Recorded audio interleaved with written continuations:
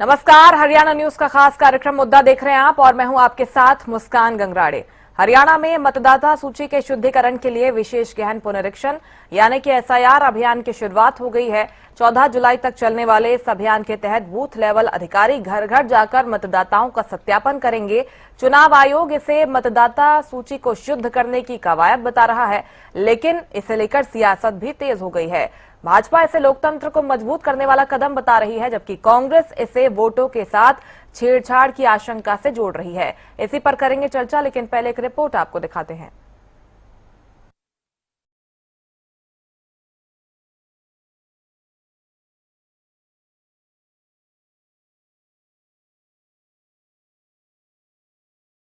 SIR अभियान की शुरुआत हो गई है। इस अभियान के दौरान मृत, स्थानांतरित और डुप्लीकेट मतदाताओं के नामों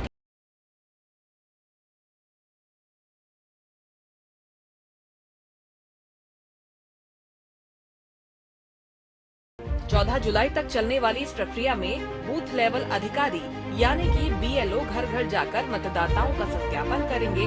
राज्य भर में करीब 20,000 पोलिंग बूथों पर बीएलओ की तैनाती की गई है, जबकि निगरानी के लिए राजनीतिक दलों ने भी अपने एजेंट्स यानी कि बीएलए नियुक्त किए हैं, जो पूरी प्रक्रिया के दौरान बीएलओ के साथ मौजूद रहेंगे। हालांकि एसआईआर को लेकर प्रदेश में राजनीतिक हलचल भी काफी तेज है। बीजेपी इसे लोकतांत्रिक प्रक्रिया को मजबूत करने वाला कदम बता रही है। पर्यटन मंत्री डॉक्टर अरविंद शर्मा ने कहा कि शुद्ध और त्रुटि रहित मतदाता सूची लोकतंत्र की बुनियाद है और पार्टी कार्यकर्ताओं को भी इस अभियान में सहयोग करना चाहिए। हरियाणा जिले की एसआईआर इसकी शुरुआत हो गई है।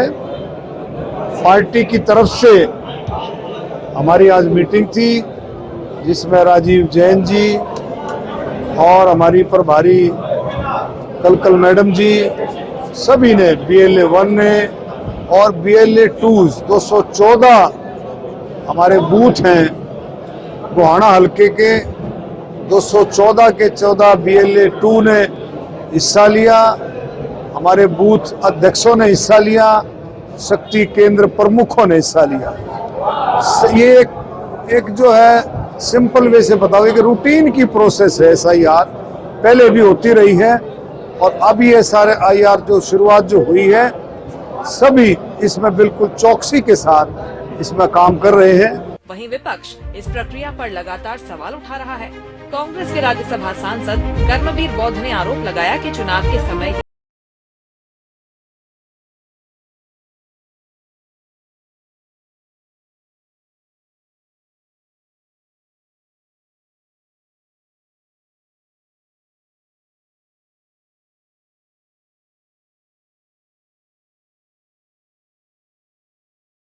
मतदाता का नाम सूची से न कटे और फर्जी वोट न जुड़े। उसकी आपने एक्शन करने बात करी उसे, बीजेपी ने जो 1 वोट करा उसकी बात कभी आपने करी। रही बात 5 वोटों का, 4 वोटों का किसी को नहीं पता किसने वोट करा उसकी। पहले तो ये हमें पता लगना चाहिए कि क्रॉस किसने की है। क्रॉस नहीं की गई। हमारी वैलिड वोटों को जो है ना कैंसल जानबूझ के काटा गया और आज वही अधिकारी सलाखों के पीछे जाने वाला है जो करोड़ों रुपए के गबन में फंसा जा। वीडियो पता नहीं लिखा हुआ है क्या है, लेकिन वो बहुत इन कामों में फंसा हुआ है। इस प्रकार के अधिकारी क्या न्याय कर सकते हैं? जानबूझ के हमारी वैलिड वोटों को काटा गया।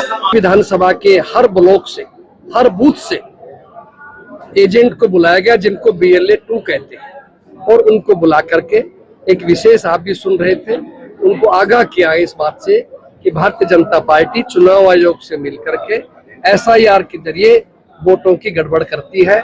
सही वोटों को काटा जाता है, गलत वोटों को जोड़ा जाता है। जिस तरह बिहार में शिकायतें आई, जिस तरह से बंगाल में शिकायत आई, उसी बात से बचने के लिए हम चाहते हैं, हरियाणा प्रदेश कांग्रेस ने एसआईआर के ऊपर एक वरिष्ठ लोगों की कमेटी बनाई और तमाम जिलों के अंदर हम सब की ड्यूटी लगी कि हम जाकर के लोगों को आगाह करें, लोगों को अलर्ट करें, चुस्त करें, लोगों को समझाएं, क्योंकि कांग्रेस पार्टी संविधान में विश्वास करती है। जो संविधान बाबा साहब ने बनाया और उस पर स्पष्ट लिखा हुआ है, तो इसलिए उसकी रक्षा करना जरूरी है, लोकतंत्र की रक्षा करना जरूरी है। हमारे नेता आदरणीय राहुल गांधी जी भी यही चाहते हैं कि देश के अंदर एसआईआर हो लेकिन सही वोट काटे न जाए और गलत वोट जोड़े न जाए। यानी एक तरफ चुनाव आयोग और सरकार इसे मतदाता सूची को दुरुस्त करने की प्रशासनिक कवायद बता रहे हैं, तो दूसरी ओर विपक्ष इसके पीछे राजनीतिक मंशा होने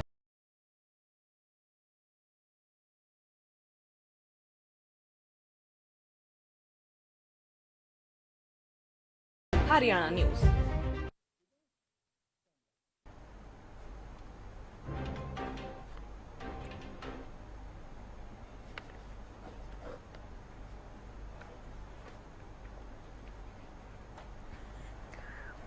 तो प्रदेश में एसआईआर की शुरुआत हो गई है। इसको लेकर जो राजनीतिक हलचल देखने को मिल रही है, इसी पर करेंगे चर्चा की शुरुआत। मेरे साथ कुछ खास मेहमान जुड़ रहे हैं, मैं परिचय आपका करवा देती हूं। वरिष्ठ पत्रकार राजेंद्र जादौन जी जुड़ गए हैं। राजेंद्र जी, बहुत स्वागत है आपका। कांग्रेस प्रवक्ता सुखबीर तंवर जी जुड़ गए हैं। सुखबीर जी, बहुत स्वागत है आपका हरियाणा न्यूज पर। इनेलो प्रवक्ता ओमकार सिंह जी जुड़ गए हैं। ओमकार जी, आपका भी बहुत स्वागत है। शुरुआत सुखबीर जी मैं आपके साथ करूंगी, क्योंकि इस बार कांग्रेस काफी मुस्तैद नजर आई है। शुरुआत अब एसआईआर की हो गई है, क्या कुछ आशंका है आपको? किस तरह से राजनीतिक फायदा ले सकती है बीजेपी एसआईआर की प्रक्रिया के दौरान, क्योंकि चुनाव आयोग तो इसे शुद्धिकरण की प्रक्रिया बता रहा है।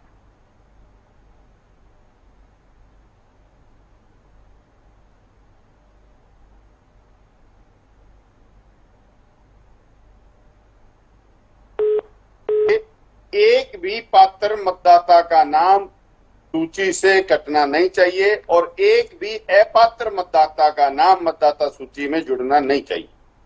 प्रश्न यह है कि मतदाता सूची अचानक अविश्वसनीय कैसे हो गई, जबकि पिछला विशेष गहन पुनरीक्षण 2003 में कठोर प्रशासक मैग्सेसे अवार्ड से सम्मानित तत्कालीन मुख्य चुनाव आयुक्त जेम्स माइकल लिंगदो के सेवाकाल में हुआ था और उस समय केंद्र में अटल बिहारी वाजपेयी जी की सरकार थी। गंभीर प्रश्न यह है कि अगर मतदाता सूची में इतनी त्रुटियां थी, फिर विगत में 12 वर्ष से जो देश का चुनावी तंत्र है और जो भारतीय जनता पार्टी की केंद्र की सरकार है, क्या वो हो रही थी? इसके अलावा अनेक राज्यों के विधानसभा चुनाव के मुहाने पर अफरा तफरी में जिस प्रकार से विशेष गहन पुनरीक्षण किया गया, निश्चित तौर पे उस पे कई गंभीर सवाल हैं। मामला माननीय उच्चतम न्यायालय तक भी गया, लेकिन माननीय उच्चतम न्यायालय भी अनेक सवालों का जवाब नहीं दे पाया।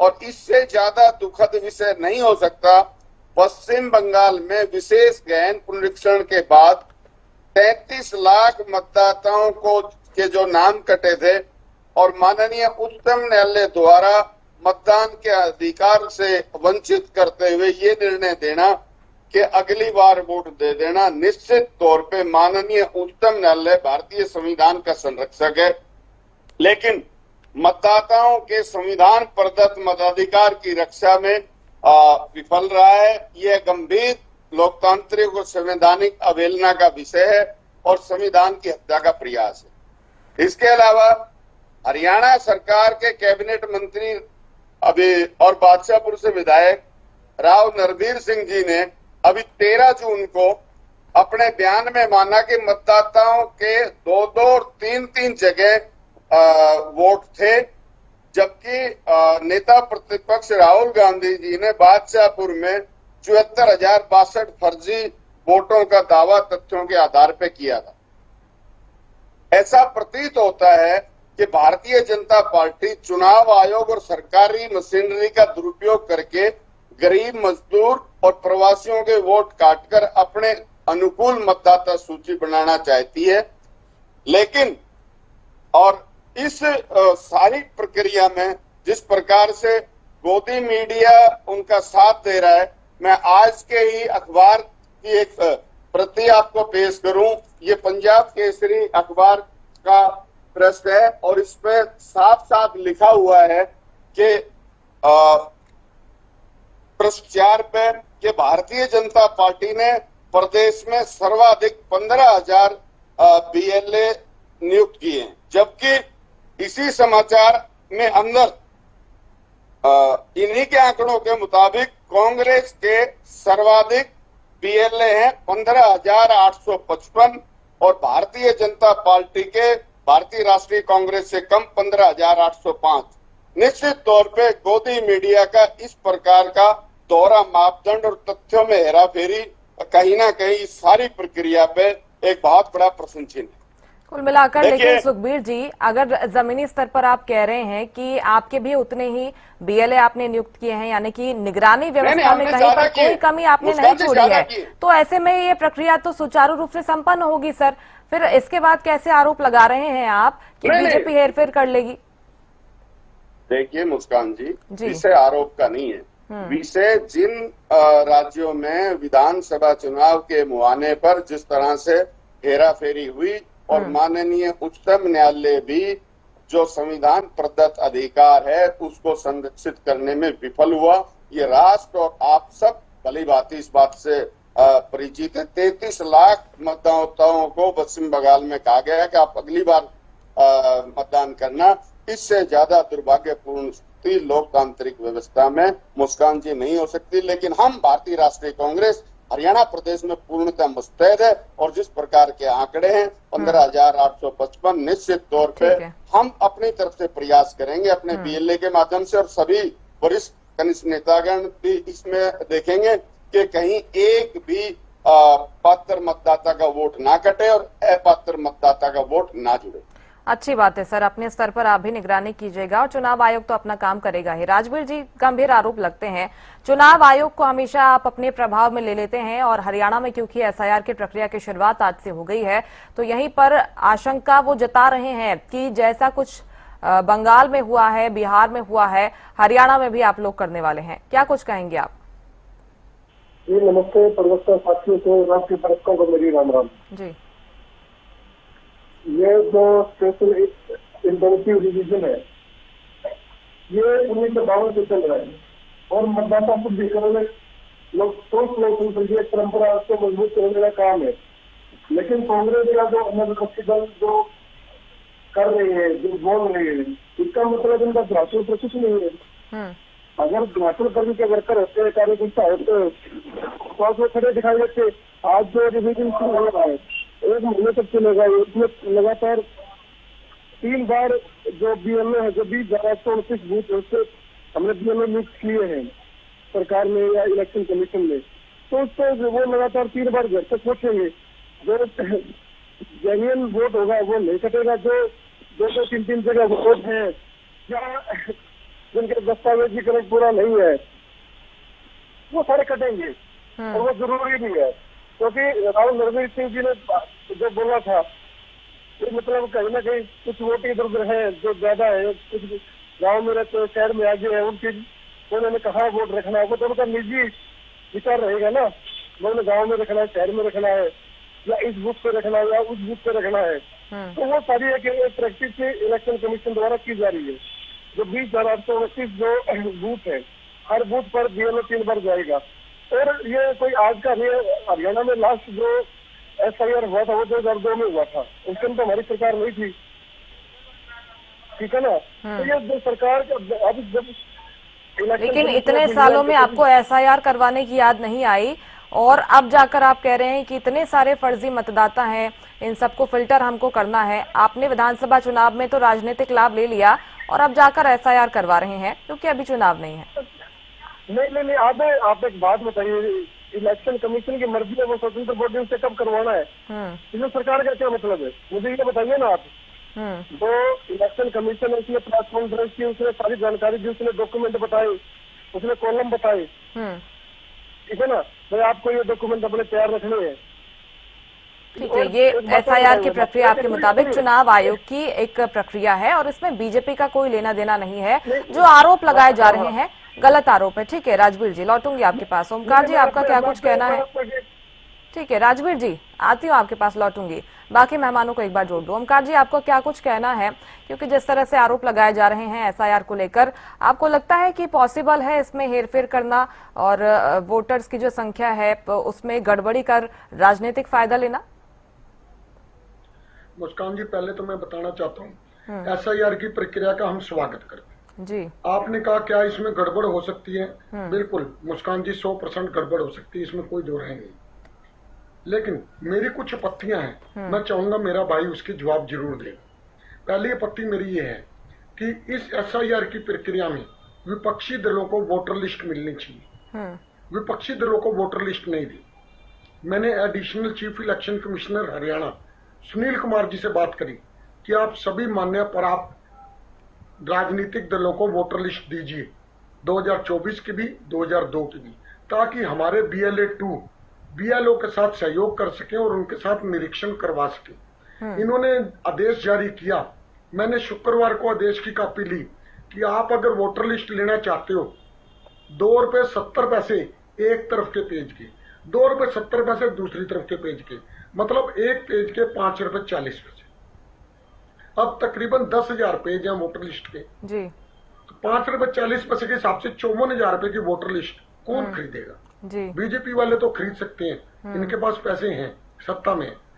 इनेलो, कांग्रेस, JJP, आम आदमी पार्टी कहां से खरीदेंगे? 54,000 की जो वोटर लिस्ट खरीदेंगे वो क्या काम करेंगे? दूसरी देखिए, हरियाणा में 2,06,60,79 वोटर हैं, 20,629 BLO से नियुक्त किए, बहुत अच्छी बात है। इन्होंने टीचर नियुक्त किए, ज्यादातर मेरी बहनें और बेटियां हैं। मैं आज BLO के साथ ही था सारा दिन।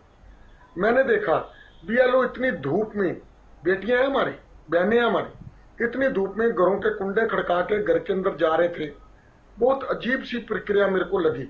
एक अकेली लड़की, एक अकेली औरत किसी घर में जाती है, कोई पानी पिला देता, कोई पानी नहीं पिलाता। मेरा इतना सा ऑब्जेक्शन है कि आपने BLO के लिए टीचरों को ड्यूटी पे लगाया। हमारे हरियाणा में लाखों लोग बेरोजगार युवा हैं, पढ़े लिखे, MA PhD किया हुआ। आप यही ड्यूटी उनको दे देते, उनको 1-2 महीने का रोजगार मिल जाता, उनके घर में कुछ खाने के लिए पैसे आ जाते। और दे कह रहे हैं इन टीचरों को मात्र 6,000। और सबसे बड़ा पॉइंट बताने जा रहा हूं, पूरे इंडिया में तकरीबन 100 करोड़ वोटर हैं। पूरी कैलकुलेशन है हमारे पास, 100 करोड़ वोटर पूरे इंडिया में। हमारे भारत में 150 करोड़ बैंक अकाउंट्स है, 82.5 करोड़ को हम अनाज दे रहे हैं, जिसका बायोडाटा हमारे पास है, जिनका आधार कार्ड वो लिंक है, जिनके अंगूठे और जिनकी आंख की पुतलियां हमारे पास रजिस्टर्ड है। हम चाहते हैं कोई भी वोट जाली ना हो, ना गलत वोट कटे, ना जाली वोट बने, यही तो चाहते हैं। हम चाहते हैं कि जिस बंदे की डेथ होगी वो वोट यहां से खत्म हो जाए। हम चाहते हैं कि जो वोट यहां से चली गई वो वोट कट जाए, और जो दूसरे प्रदेश से यहां पे आई वो वोट बन जाए, यही तो चाहते हैं हम। अगर हम वोट कार्ड को आधार कार्ड से जोड़ देते हैं और बायोमेट्रिक व्यवस्था कर देते हैं, जबकि ये सरकार हर जगह बायोमेट्रिक कर रही है, किसान की फसल के लिए इन्होंने बायोमेट्रिक कर दिया, तो मेरा ये सवाल है जी, आप वोट कार्ड को आधार कार्ड से जोड़ते क्यों नहीं? आप पोर्टल तो खेलते हो, किसान की फसल को आपने बायोमेट्रिक कर दिया। आप अगर वोटर कार्ड को आधार कार्ड से लिंक कर दो और वोटर को बायोमेट्रिक कर दो, पहली बात तो जो व्यक्ति डेथ हो चुकी है उनकी वोट अपने आप खत्म हो जाएगी, क्योंकि जब बायोमेट्रिक का समय आएगा कोई मुर्दा तो आके अंगूठा लगाएगा नहीं। दूसरा, अगर आधार कार्ड से लिंक कर देंगे, जो एक बंदे की 2 वोट बनी हुई है, कोई बिहार में भी है, हरियाणा में भी है, यूपी में भी है, हरियाणा में भी है, वो ऑटोमेटिकली कट जाएंगे। इस सारी प्रक्रिया को आप टेक्निकली यूज क्यों नहीं करते? आप हजारों करोड़ रुपए सरकार के खर्च कर रहे हो, और सबसे बड़ी बात, जिस बात के ऊपर बीजेपी कहती है घुसपैठिए घुसपैठिए घुसपैठिए, इन्होंने जनता को गुमराह करने की कोशिश करी, जनता हुई नहीं। मैं कहता हूं घुसपैठिए हैं, मैं कहता हूं, लेकिन हरियाणा कोई बॉर्डर स्टेट नहीं है। हरियाणा में घुसपैठिए कहां से आ गए? हरियाणा में तो घुसपैठिए बीजेपी और RSS के हो सकते हैं, जो दूसरे प्रदेशों से यहां पे आ गए। मैं 4 प्रश्न पूछता हूं घुसपैठियों के ऊपर, मेरे को उम्मीद है मेरे भाई पढ़े लिखे हैं, अच्छे हैं, छोटे भाई हैं, जरूर बताएंगे। 10 राज्यों में SIR की प्रक्रिया हो चुकी है। अब तक कितने घुसपैठिए इन्होंने पकड़े? वो घुसपैठिए किस धर्म के थे? हिंदू, सिख, ईसाई, मुसलमान, जैन, बौद्ध या कोई अन्य? तीसरा, वो घुसपैठिए किस देश के थे? पाकिस्तान के, बांग्लादेश के, म्यांमार के, बर्मा के, या किसी और देश के, नेपाल के? चौथा, उन घुसपैठियों को आपने क्या किया? अभी तक निकाल दिया या बिरयानी खिला रहे हो? और एक 5वां आखिरी प्रश्न, अब तक आपने कितने घुसपैठिए भारत से बाहर भेजे? ये बहुत जरूरी बात कर रहा हूं। आप मुस्कान जी नेट पे सर्च मारो, आज तक सिर्फ 3558 घुसपैठिए बाहर निकाले पिछले 12 साल में, और घुसपैठिए कर रहे हैं। और जबकि कांग्रेस की सरकार में 85,000 घुसपैठिए बाहर निकाले थे। आप नेट पे चेक कर लो, गूगल से चेक कर लो, चैट जीपीटी से पूछ लो, बिल्कुल आपको डेटा आंकड़ा आ जाएगा। मेरा कहना इतना है कि सरकार घुसपैठियों का डर दिखा के जनता को ये दिखाना चाहती है कि हम तो बहुत बढ़िया काम कर रहे हैं। हम कहते हैं बढ़िया कर रहे हो आप कराइए SIR, लेकिन इतने हजारों करोड़ रुपए खर्च करे, अगर आपने सिर्फ 3500 घुसपैठिए भारत से बाहर भेजे तो लानत है आपके ऊपर। तो मतलब क्या है इतना खर्च आप करने इसी का? की जगह, ठीक है, कंक्लूड कीजिएगा सर। इसी की जगह अगर बायोमेट्रिक कर देते और आधार कार्ड से जोड़ देते वोटर कार्ड को, तो ये सारी समस्याएं ऑटोमेटिकली दूर हो जाएंगी। मेरी रिक्वेस्ट है सरकार से, एक तो BLO की जगह बेरोजगार युवाओं को एक कार्य दिया जाए। दूसरा, वोटर लिस्टें प्रत्येक राजनीतिक दल को निशुल्क दी जाए ताकि हम चेक कर सकें जी। तीसरा, आधार कार्ड से वोटर को जोड़ दीजिए और बायोमेट्रिक कर दीजिए, हम सारे संतुष्ट हो जाएंगे। हम चाहते हैं भारत का लोकतंत्र मजबूत हो, हम चाहते हैं हमें किसी किस्म की बेईमानी ना हो जी। अगर मुस्कान जी वोट कार्ड को बायोमेट्रिक कर देंगे तो बताइए, मेरा अंगूठा मुस्कान जी तो नहीं लगा सकती जी, या राजवीर तो नहीं लगा सकते ना, मेरा अंगूठा तो ओंकार सिंह ही लगाएगा। वोट की डुप्लीकेसी की संभावना सारी दूर हो जाए। ठीक है, इस पर विचार करना चाहिए चुनाव आयोग को। अच्छी सलाह दी है आपने। लौटूंगी मैं आपके पास ओमकार जी। राजेंद्र जादौन जी जुड़े हुए हैं। राजेंद्र जी, जिस तरह से SIR को लेकर राजनीति हो रही है प्रदेश में, आपको लगता है कि SIR से वोटर लिस्ट शुद्ध होगी या फिर कोई राजनीतिक फायदा लेकर जाएगा इससे? नहीं, देखिए, अब SIR तो जो है पश्चिम बंगाल से शुरू हुई और वहीं से विवाद शुरू हो गया था। वहां जो है 27 लाख इन्होंने बाहर कर दिए, फिर वो अपील में गए और उनकी अपील भी स्वीकार की गई, लेकिन फैसला नहीं हुआ। तो ये जो प्रक्रिया थी वहां पश्चिम बंगाल वाली, और ये सारे जो स्थिति थी, वो एक बड़ा संदेह पैदा करती कि भाई 27 लाख जो है आपने निकाले क्यों। फिर वो उसका जो उन्होंने प्राधिकरण बना रखा है, ट्रिब्यूनल, उसमें अपील में गए, अपील स्वीकार भी हुई, लेकिन आपने फैसला नहीं दिया। फिर सुप्रीम कोर्ट ने भी कह दिया, लिंगर ऑन कर दिया कि अगले चुनाव में वोट डालना। ये क्या है कि इससे बहुत बड़ा संदेह पैदा हुआ है। अब आप कहीं भी करेंगे तो लोग यही मानेंगे कि वो संदेहास्पद जो वहां स्थिति थी वैसा ही तरीका यहाँ अपनाया जा रहा है। पता नहीं क्या है, किन लोगों को चिन्हित करके बाहर कर दिया जाए, किसको शामिल किया जाए, किसको बाहर निकाल दिया जाए। सवाल ये है कि राजनीतिक दल तो सतर्कता रखेंगे, और पश्चिम बंगाल में भी सतर्कता थी। अभी तो 27 लाख जो है वोटर, हालांकि सुप्रीम कोर्ट ने काफी जो है उसमें काफी जो है उसमें चेक बैलेंस करने का काम किया।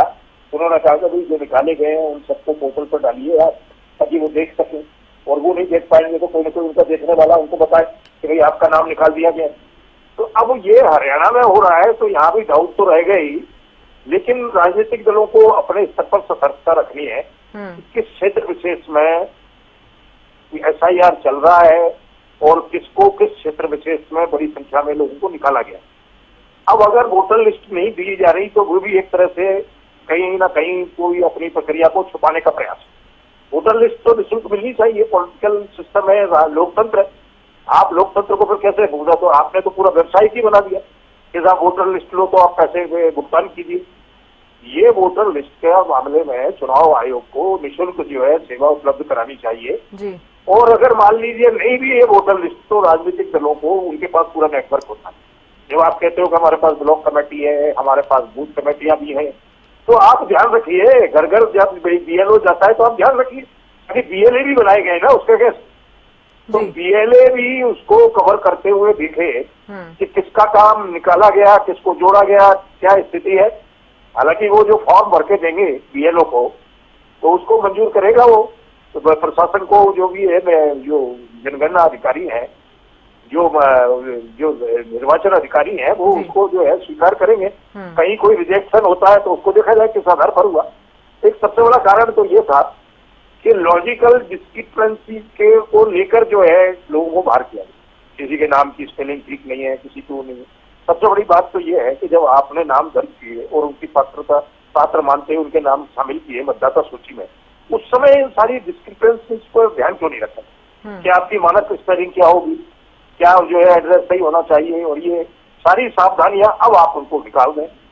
तो मुझे लगता है कि वहां पहले लापरवाही बरती गई, अब इसी आधार पर उनको निकालने का काम चल रहा है।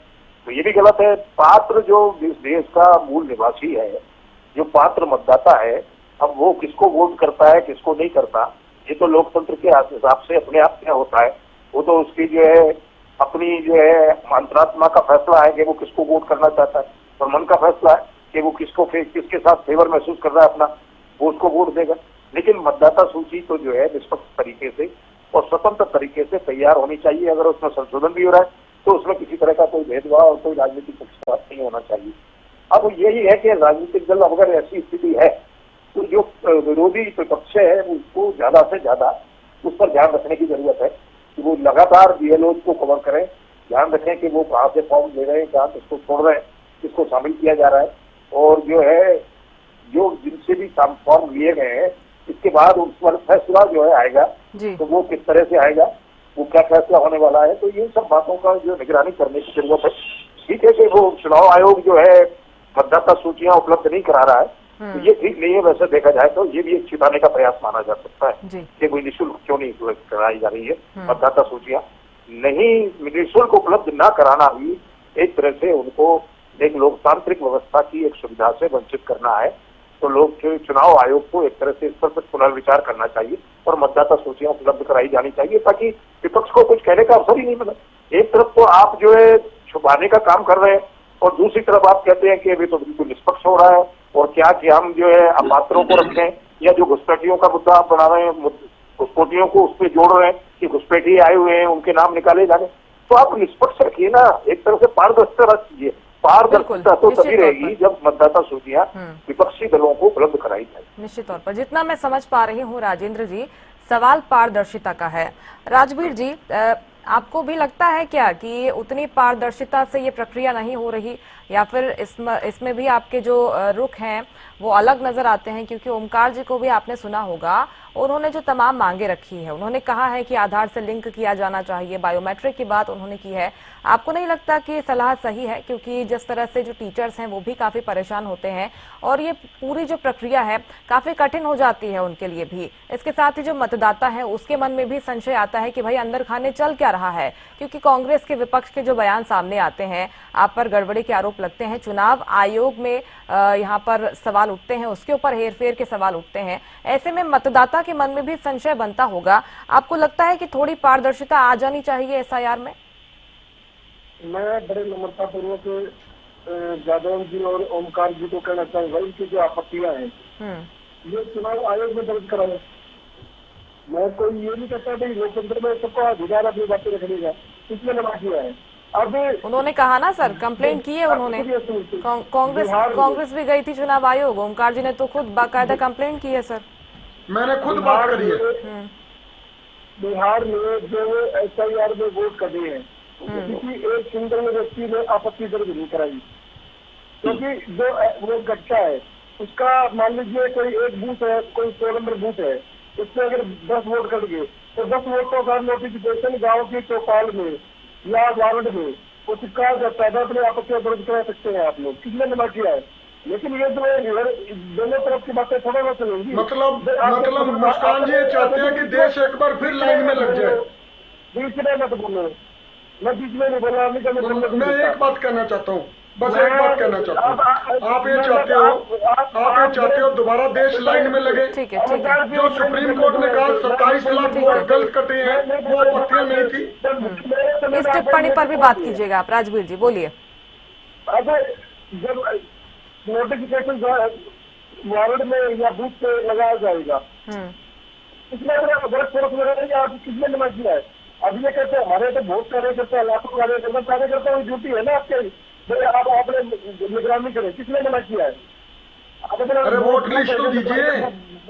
ठीक है ना, वोटर लिस्ट की बात है, जो क्योंकि इलेक्शन कमीशन ने तय किया वो दीजिए, आप किसने मना किया है? अब नहीं किया ना। लोकतंत्र में जब आप अपने पार्टिसिपेट करते हैं, चुनाव करते हैं, खर्चा करते हैं, तो ये तो एक जरिए खर्चा है। हर किसी के बस की बात नहीं होती ना सर। 54,000 रुपए काउंट करके बाकायदा उन्होंने बताया राजवीर जी थोड़ी लॉजिकल बात करेंगे तो अच्छा लगेगा। राजवीर जी, 54,000 रुपए देकर अगर वोटर लिस्ट हाथ में लेंगे तो कैसे गुजारा होगा सर आगे? मुश्किल है ना सबके लिए इतने पैसे देकर वोटर लिस्ट हासिल करना। मैंने क्या कहा, बात पारदर्शिता का है सर, क्यों आखिर वोटर लिस्ट नहीं दी जा रही और इतना बड़ा अमाउंट आखिर रखा किस लिए गया है? बोलिए। अपने आपत्ति आप चुनाव में दर्ज कराइए, किसने मना किया है? करा तो दी हमने, करा तो दी, कैसे करें? हो चुका है, इस प्रोसेस में भाग लिखित में भी दे दी हमने। कीजिए, ठीक है ना? ठीक है, तो ये सारी बातें बीजेपी का कोई लेना देना नहीं है इससे, अगर कोई गड़बड़ी होती है भी है, ठीक है। हमारा कोई लेना देना नहीं है। इलेक्शन कमीशन ने जो गाइडलाइन तय की, हम उसके आधार पर हमने हर जिले में हमने मीटिंग की, हमने बूथ स्तर पर मीटिंग की है, हमने अपने कार्यकर्ताओं को समझाया है। कोई अगर कोई वोट 2 दिन 3 दिन है तो वो वोटर की जो सहमति है उसके आधार पर उस वोट को शिफ्ट किया जाए। तो वो उसको यहाँ रहना है, किस गाँव में रहना है, शहर में रहना है, या कहीं वो चला जाए देखिए। तो ये तो वोटर में देखना है ना। जो बीएलओ जो जा रहे हैं, जा रहे हैं, वो उनसे पूछेंगे भाई आप ये वोट रखना चाहते हैं, आप अगर हमें रखना चाहते हैं तो काट दिया जाए, इसमें क्या करेंगे? नई वोट लेके तो बनेंगी।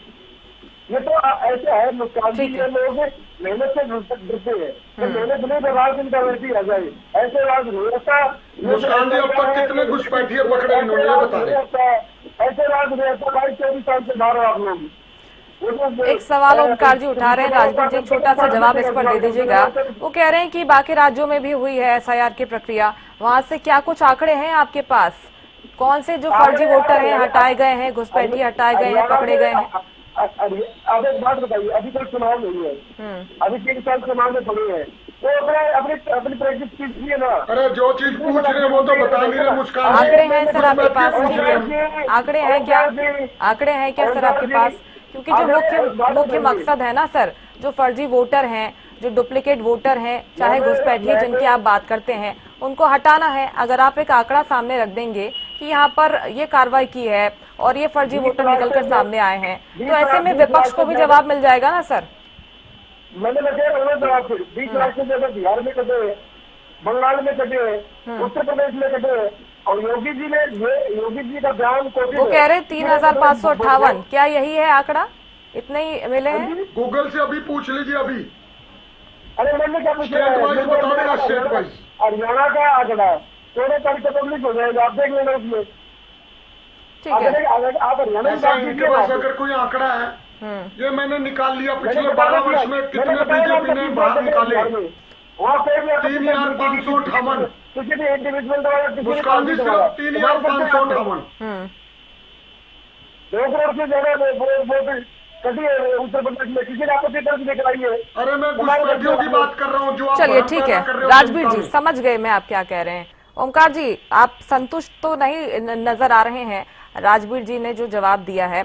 आगे लेकिन विपक्ष किस तरह से अपनी जो मजबूती है उसको और आगे बढ़ाएगा, ताकि जो निगरानी को और आगे बढ़ाएगा, मजबूत करेगा, ताकि एसआईआर प्रक्रिया संपन्न हो? क्योंकि जो मतदाता है वो तो यही चाहता है, जो सही वोटर है वो तो यही चाहता है कि उसका नाम हटे ना कटे ना। मुस्कान जी, जो काम ये बीजेपी कर रही है, आप देखना आने वाले समय में जनता सड़कों पर आएगी। क्योंकि जब हम कह रहे हैं वोटर लिस्ट मिलनी चाहिए, कहते हैं नहीं मिलनी चाहिए। हम कहते हैं घुसपैठियों की संख्या बता दीजिए, इनके पास नहीं। और एक सबसे बड़ी कमी, आज सवेरे मैं बीएलओ के साथ ही था, मैं खुद देखा कैसी हमारी बहनें और बेटियां घर घर जा रही हैं। कोई दरवाजा खोलता, कोई दरवाजा ही नहीं खोलता, और दिन में कोई पानी पिलाता, कोई पानी नहीं पिलाता। अकेली बहन बेटी जा रही है, ये भी बड़ी रिस्क वाली बात है, पहली बात। दूसरा, इन्होंने, मैं अपनी बहन के साथ था आज, उन्होंने फार्म बांटे, एक घर में 7 वोट के फार्म दिए और उनको कह दिया आप ये फार्म ऐसे ऐसे भर के तैयार रखना, मैं परसों आऊंगी ले जाऊंगी। मैं एक प्रश्न पूछना चाहता हूँ, कोई पढ़ा लिखा फैमिली है वो तो फार्म भर लेगा जी, बीएलओ ने भरने से मना कर दिया मेरे सामने की बात। उसने कहा फार्म आप भर के दोगे, जहाँ साइन करोगे हम आपसे ले जाएंगे। मैं अपने भाई से पूछना चाहता हूँ, कितने लोग आप समझते हो कि फार्म अपने आप भर लेंगे? कितने? क्या 2 करोड़ लोग फार्म अपने आप भर लेंगे? सोचने की बात है, ये लोकतंत्र को बचाने की बात है, ये बच्चों का खेल नहीं है। लोकतंत्र को बचाना हमने, जिम्मेवारी होनी चाहिए फार्म भरने की। कौन भरेगा फार्म? एक परिवार में अनपढ़ है और मुखिया परिवार का सवेरे काम पे चला गया, पीछे से लेडीज हैं, घरेलू हाउसवाइफ हैं, बच्चियां हैं, कौन भरेगा फार्म उनके? मैं ये पूछना चाहता हूँ। ऐसा ना कीजिए, लोकतंत्र का मजाक ना बनाइए। जैसे आप कर रहे हो, आने वाले समय में जनता आपका मजाक बनाएगी, याद रखना। ये प्रक्रिया ठीक नहीं है, इसको ठीक कीजिए, हमारा सहयोग लीजिए, हमारे BLA 2 लीजिए, साथ में लीजिए, लेकिन फार्म भरने की जिम्मेवारी सरकार की और चुनाव आयोग की है। चुनाव आयोग ऐसे नहीं कर सकता कि किसी को फार्म भरना नहीं आता और तुमको तुम्हारा फार्म परसों तक अगर नहीं आया तो हम दोबारा लेने नहीं आएंगे। यही तो करेंगे BLO, क्या करेंगे? वो बहन बेटियां क्या करेंगे? मुस्कान जी, आप भी एक बेटी हो, आप बताइए क्या करोगे? मजबूरी में उनसे काम करवाया जा रहा है ओंकार जी, स्वेच्छा से नहीं कर रहे, मजबूरी में। ठीक है। सिर्फ और एक चीज और कहना चाहूंगा, मैंने उनसे पूछा BLO से, मैं नाम नहीं लूंगा, उसकी नौकरी चली जाएगी जी। उसने बोला मात्र 6,000 रुपए मिलेंगे। मैं आप सोचिए क्या कर रहे हो आप? एक तरफ तो आप कह रहे हो हमने मिनिमम वेजेस 19,628 रुपए कर दिया। अरे लानत है ऐसे काम पे। आप एक महीने के एक बहन बेटी को मात्र 6,000 रुपए दे रहे हो और कड़कती धूप में दूसरों के घर में जाके पता नहीं अंदर कोई कैसी अवस्था में बैठा है, कैसी अवस्था में नहीं बैठा, आप उस बहन बेटी को जाके भेज रहे हो। और फिर फार्म भरने की जिम्मेवारी किसकी? ये जवाब दे दें। क्या वोटर खुद फार्म भरेगा? क्या सारे वोटर हमारे 2,06,60,079 वोटर क्या हमारे पढ़े लिखे हैं? खुद फार्म भर लेंगे? बहुत अजीब बात है। इस चीज का कोई हल निकालना चाहिए चुनाव आयोग। निगरानी की जिम्मेदारी तो BLO की है मुख्य तौर पर। मैंने खुद एक मिनट मैंने खुद Sunil Kumar additional chief election commissioner Haryana से मैंने बात करी, रिकॉर्डिंग है मेरे पास जी। और मैंने उनको बोला कि आपकी जिम्मेवारी बनती है वोटर लिस्ट देना। मैंने समस्या बताई, उन्होंने बोला आप पार्टी के लेटर हेड पे पार्टी के प्रदेश अध्यक्ष से लेटर भिजवाइए। मैंने भिजवा दिया, मैंने चुनाव आयोग को भी भिजवा दिया और अंबाला भी भिजवा दिया, कोई जवाब नहीं है। जो लेटर आया मेरे पास है वो कहते हैं 5 रुपए 40 पैसे का एक पेज खरीदो। मुस्कान जी बहुत अजीब बात है, दुख भरी बता रहा हूँ, कौन खरीदेगा 54,000 50,000 की? ठीक बात है ओंकार जी, ठीक बात है। ये गंभीर समस्याएं हैं, मुख्य समस्याएं हैं, आपत्तियां हैं जो कि SIR प्रक्रिया के दौरान सामने आ रही हैं, जो कि ओमकार जी ने खुद देखी हैं। सुखबीर जी, क्योंकि आपने भी बड़ी संख्या में BLA नियुक्त किए हैं, तैनात किए हैं, क्या कुछ जमीनी स्तर पर समस्याएं आपके सामने आई हैं या फिर आप देख पा रहे हैं इस पूरी प्रक्रिया के दौरान? देखिए मुस्कान जी, जब मुख्य चुनाव आयुक्त की नियुक्ति, उसकी भूमिका और उसका आचरण ही संदिग्ध है, फिर ये राष्ट्र और हरियाणा प्रदेश इस जो प्रक्रिया चल रही है इस पे विश्वास कैसे करे? बहुत गंभीर प्रश्न जी। और जिस प्रकार से जो विषय आया मतदाता सूची देने का, जिस तरह से अगर BLA के पास मतदाता सूची नहीं होगी, वर्तमान मतदाता सूची और 2003 की मतदाता सूची, वो कैसे चीजों को कंपेयर करेगा?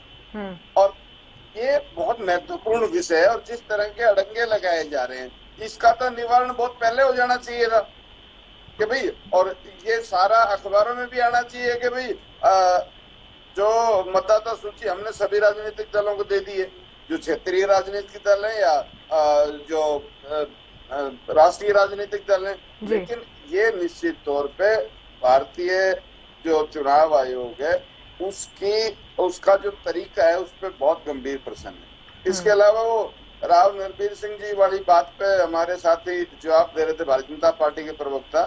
देखिए मैं बताना चाहता हूँ इनको, उन्होंने 13 जून को ये कहा कि उनके विधानसभा में ही एक मतदाता के 2 और 3 जगह वोट थे। उन्होंने खुद ये बात स्वीकार करी है। तो इससे ये अंदाजा होता है कि विगत के 12 वर्ष में सरकार ने मतदाता सूची के लिए और जो इनका आज जिस तरह से इनके हाथ में है चुनाव आयोग, उससे ये प्रतीत होता है कि चुनाव आयोग आज भारतीय जनता पार्टी की कठपुतली बना हुआ है। इसके अलावा जो ओंकार सिंह जी सवाल उठा रहे थे, देखिए वो उन्होंने आंकड़े भी बताए। चलो हम राष्ट्रीय स्तर की भी बात छोड़ दें, हरियाणा में विगत के 12 वर्षों में कितने घुसपैठिए इनको मिले और कितने घुसपैठिए निर्वासित किए, अगर कोई आंकड़ा है तो राजवीर जी को जरूर बताना चाहिए। इसके अलावा भारतीय राष्ट्रीय कांग्रेस की मांग ये है कि अन्य प्रदेशों की तर्ज पर, जिस तरह से जादव साहब भी कह रहे थे कि पहले पश्चिम बंगाल में हुआ है SIR, तो मैं उनको करेक्ट कर दूं, सबसे पहले बिहार में हड़बड़ी में SIR हुआ था। उसमें जिस प्रकार के जो कृत्य सामने आए थे वो सारे देश ने और दुनिया ने देखे। ठीक है, उसी तरज पे हरियाणा, उसी तरह से हरियाणा में भी हो रहा है। ठीक है सुखबीर जी, समय कम है इसलिए रोक रही हूँ। आपने जो सवाल उठाए हैं राजवीर जी, हरियाणा में आप अगर कोई आंकड़ा दे सकते हैं किस तरह से अभी तक घुसपैठियों को बाहर किया गया है, और जो दावा करती है बीजेपी कि हम लगातार वोटर लिस्ट को दुरुस्त कर रहे हैं, जो फर्जी वोटर्स हैं उनको बाहर करने का काम किया जा रहा है, ऐसा कुछ आंकड़ा है क्या आपके पास? अभी आज SIR शुरू हुआ है, 14 तारीख को इसका नोटिफिकेशन आएगा। हमने इतना किया, इसमें इतने वोट राजवीर भाई, SIR से घुसपैठिए की सूची का क्या मतलब है? इससे पहले आपने जो किया वो बता दीजिए, मैं गलत बात कर रहा हूँ। आ रही हूँ ओमकार जी, ठीक है आप सुन लीजिए, सुन लीजिए। नहीं मुस्कान जी, हम ये जानना चाह रहे हैं कि इस 12 साल में SIR से अलहदा कितने घुसपैठिए हाँ ठीक है सर, ठीक है सर, सुन लिया आपका सवाल उन्होंने। बोलिए अब राजवीर जी। अभी मुझे ये बताइए, गृह मंत्रालय को डाटा जारी करना है, गृह मंत्रालय समय आने पर डाटा जारी करेगा। जो घुसपैठियों के बाद हरियाणा में जो अभियान चला था वो हरियाणा को पूरे हरियाणा में पता है इस बात का। मतलब मेवात से, पानीपत से, सोनीपत से, या जो हमारे बड़े शहर है वहाँ कितने लोगों को भेजा गया, जो जहाँ से कितने निर्वासित हुए वे तो सरकार के पास डाटा है, थाने में रिकॉर्डिंग होती है भाई, कितने निर्वासित। उनको याद नहीं है, ठीक है सुखबीर जी, ऐसे फोर्स मत करिए, उनको याद नहीं है। अब याद नहीं है तो कैसे आंकड़े बताएंगे, कैसे आंकड़े बताएंगे? चलिए ठीक है, लास्ट कमेंट ओमकार जी, आपका लास्ट कमेंट। मुस्कान जी, एक सलाह देना चाहता हूँ बीजेपी और चुनाव आयोग।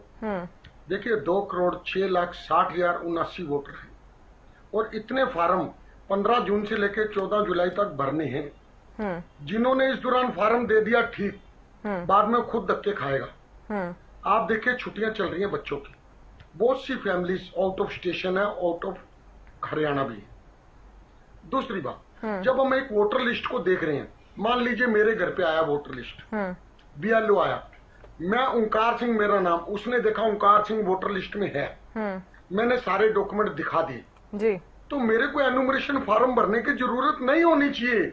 जब मैं मौके पे मिल गया, मेरी मौके पे आपने ऑथेंटिकेशन कर ली, मेरी घरवाली की कर ली, मेरे बच्चों की कर ली, उसके बाद मेरे को एनुमरेशन फॉर्म दे के जा रहे हो। मैं अनपढ़ हूं, मेरे को फॉर्म भरना नहीं आता, बताइए क्या करेंगे हम? ये प्रक्रिया थोड़ी सी सिंपल करे चुनाव आयोग। ठीक है, और चुनाव आयोग को सोचना चाहिए, अगर लोकतंत्र डूबेगा तो चुनाव आयोग बचेगा नहीं, लोकतंत्र खत्म होगा तो चुनाव आयोग भी खत्म हो जाएगा। ये चुनाव आयोग को सोचना चाहिए, लोकतंत्र बचाना है हमने, असली वोट बनानी है। बहुत महत्वपूर्ण प्रक्रिया है, ठीक कह रहे हैं आप ओमकार जी, बहुत महत्वपूर्ण प्रक्रिया है, और जो भी दिक्कतें इसमें आ रही हैं, आप जो कह रहे हैं कि इतने रिजिड है ये प्रक्रिया, उसे दुरुस्त किया जाना चाहिए। राजेंद्र जी, आपके हिसाब से क्या लगता है कि SIR ठीक तरीके से होगा प्रदेश में? क्योंकि खुद चुनाव आयोग के आंकड़े अगर हम उठाकर देखते हैं तो कई लाख जो वोटर्स हैं वो जो कि फर्जी हैं, उनमें कहीं ना कहीं गड़बड़ी है, दिक्कत है, जो कि बाहर हो जाएंगे, फिल्टर हो जाएंगे। नहीं, जो पात्र नहीं है वो निकलते हैं, बाहर होते हैं तो कोई दिक्कत नहीं है, लेकिन जिनकी पात्रता है उनको बनाए रखना चाहिए, उनको नहीं निकाला जाना चाहिए। लेकिन सबसे बड़ा वही है कि पारदर्शिता का सवाल है। आप कह रहे हैं कि हम तो ठीक कर रहे हैं, आपने जो प्रक्रिया बताई प्राइमा फेसी वो ठीक भी लगती है, लेकिन सवाल ये है कि उसकी निगरानी भी तो होनी चाहिए, स्वतंत्र निगरानी। विपक्ष जो है उसकी स्वतंत्र निगरानी कर सके तो आप मतदाता सूचियां उपलब्ध कराइए। अब अभी तो ये अपनी प्रोसेस करेंगे पूरा, और फिर वो फाइनल जो ड्राफ्ट है उसका मतदाता सूचियां वो सितंबर में जारी होंगी, तो देखा जाए तो सितंबर में पता चल पाएगा कि किसका नाम शामिल किया गया, किसको निकाला गया। और तब भी जो है अगर कंपेयर करने के लिए कोई विपक्ष के पास सूची नहीं है तो वो कैसे पता चलेगा? कोर्ट को भी इसमें दखल करना चाहिए। फिर या तो ये है कि जिस तरह से सुप्रीम कोर्ट ने निकाले गए लोगों के नाम डलवाए थे पोर्टल पर, चुनाव आयोग की उस पर वेबसाइट पर, वैसे यहाँ भी डाले जाए। इसी तौर पर ये सवाल विपक्ष भी उठा रहा है राजेंद्र जी, और इस पर सोचने की जरूरत है। राजेंद्र जी, समय जरा कम है, जिनके नाम निकाले गए समय जरा कम इसलिए रोक रही हूँ आपको। राजेंद्र जी, आप सभी का बहुत शुक्रिया हरियाणा न्यूज पर जुड़ने के लिए, बातचीत करने के लिए। एसआईआर की प्रक्रिया आज से शुरू हो गई है। विपक्ष के अपने सवाल हैं, सत्ता पक्ष यही कह रहा है कि लोकतंत्र को मजबूती ये पूरी प्रक्रिया देने वाली है। हालांकि जब फाइनल सूची सामने आएगी तब देखना होगा कि क्या कुछ नए मोड़ सामने आते हैं। फिलहाल इस खास कार्यक्रम में इतना ही। आप देखते रहिए हरियाणा न्यूज। नमस्कार।